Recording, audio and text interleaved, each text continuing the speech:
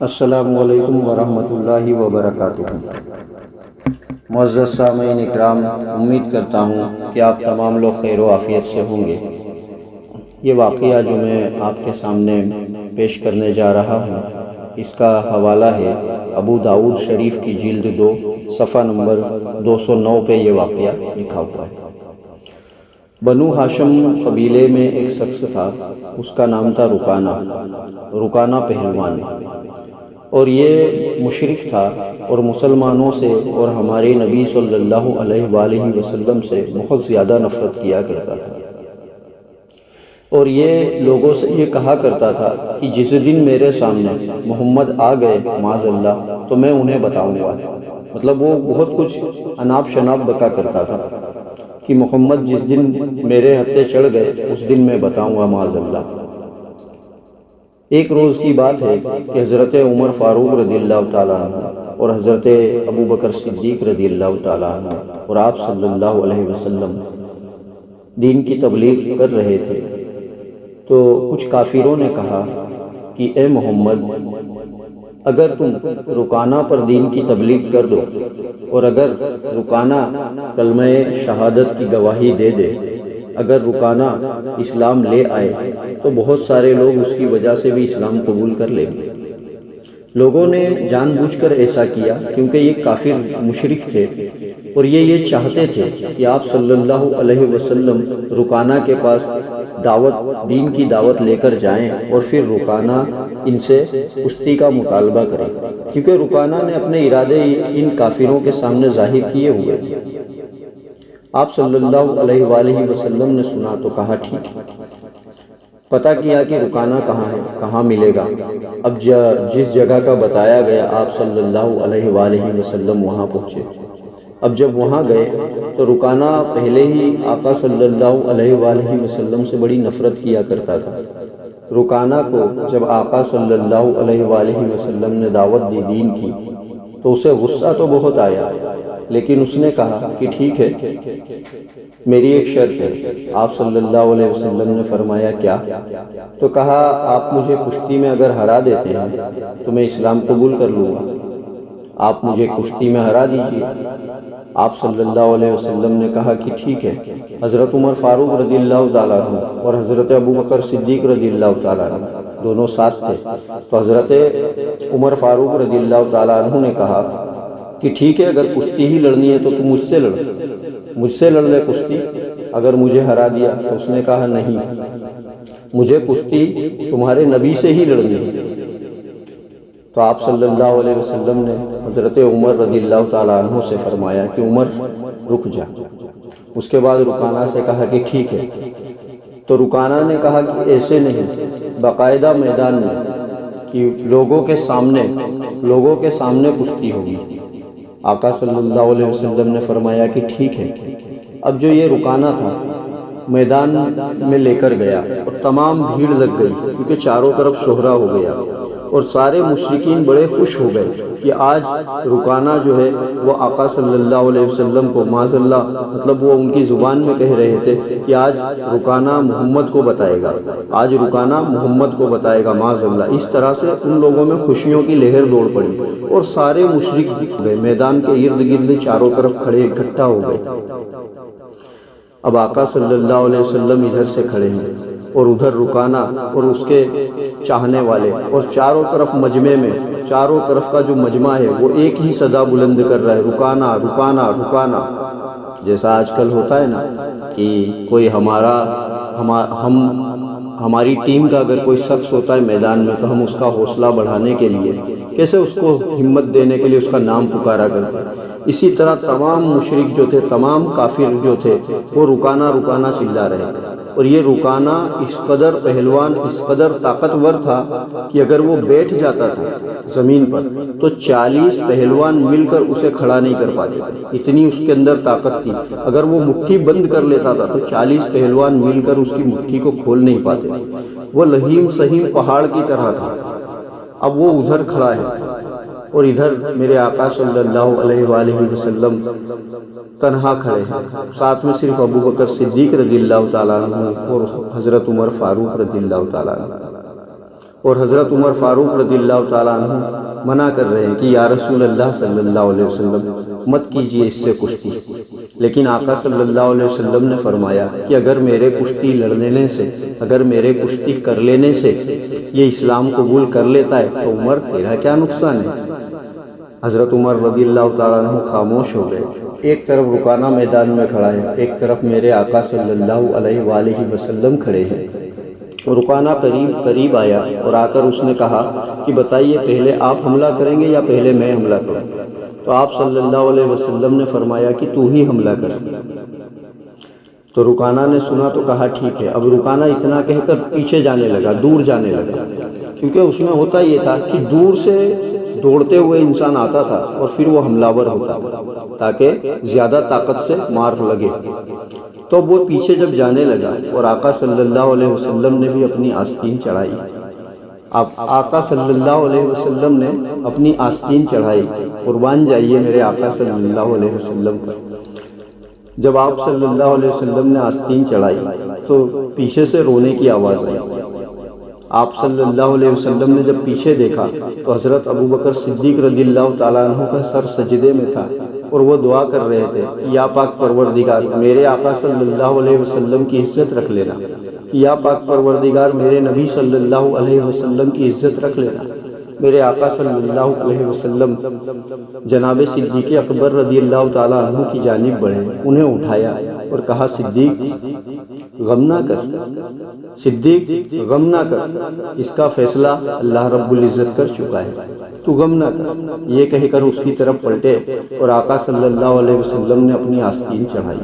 جب میرے آقا صلی اللہ علیہ وسلم نے اپنی آستین چڑھائی تو اس پر اس کو جب میں تصور کرتا ہوں تو مجھے یہ شعر یاد آ جاتا ہے، ڈوبا سورج کسی نے بھی پھیرا نہیں، ڈوبا سورج کسی نے بھی پھیرا نہیں، کوئی مثل ید اللہ دیکھا نہیں، جس کی طاقت کا کوئی ٹھکانہ نہیں، جس کو بارے دو عالم کی پرواہ نہیں، ایسے بازو کی قوت پہ لاکھوں سلام، مصطفیٰ جان رحمت پہ لاکھوں سلام، شمع بزم ہدایت پہ لاکھوں سلام۔ سبحان اللہ۔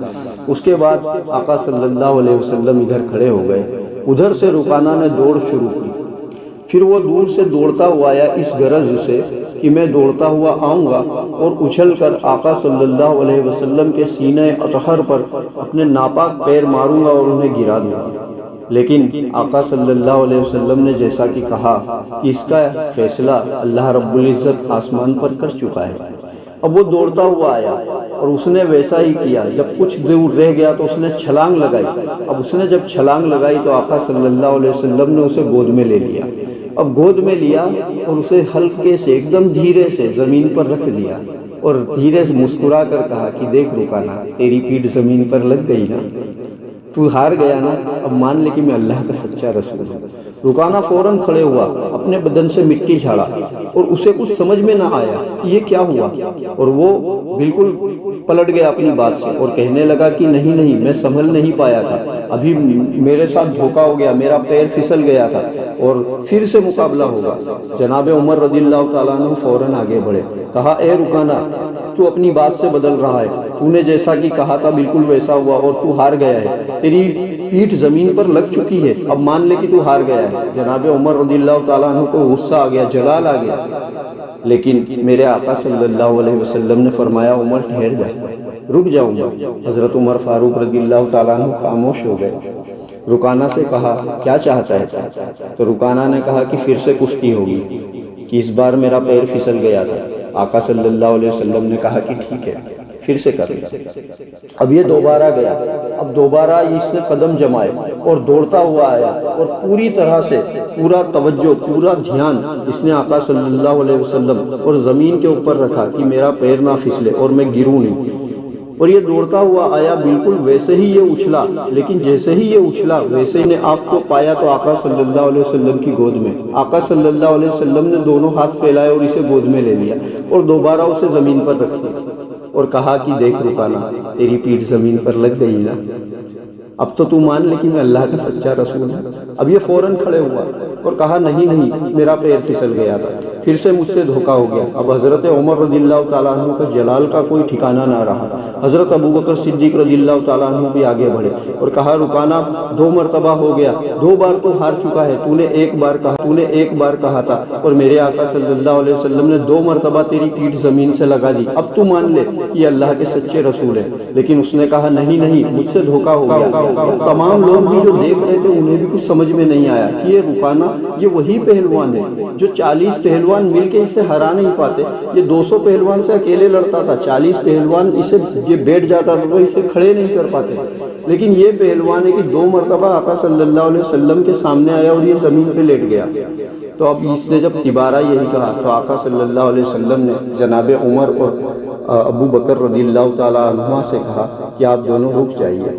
کہا ٹھیک ہے آپ پھر سے آئیے۔ رکانہ سے آقا صلی اللہ علیہ وسلم نے کہا کہ ٹھیک ہے رکانہ پھر سے کرتے ہیں۔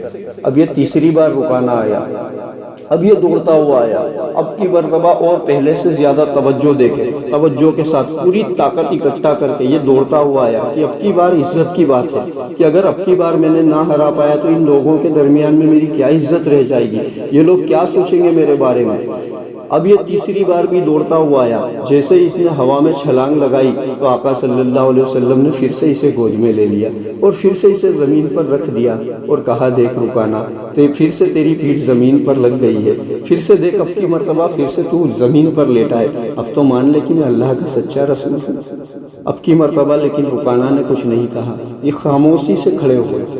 تو آقا صلی اللہ علیہ وسلم نے کہا کہ شاید اس مرتبہ بھی تمہارا پیر پھسل گیا ہوگا، ہے نا؟